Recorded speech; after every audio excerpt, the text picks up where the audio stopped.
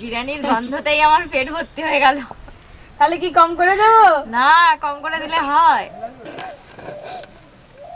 বিরিয়ানি দেওয়ার আগে একটু ভালো করে মাখিয়ে নেবেন নিচ থেকে এইভাবে।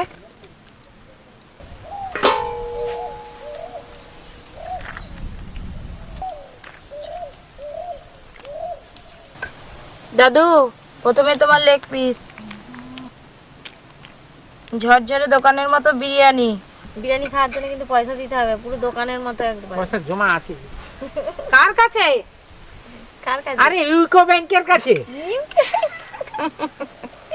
খাও, খেয়ে বলবে কেমন হয়েছে বিরিয়ানি। খেয়ে বলবো। হ্যাঁ,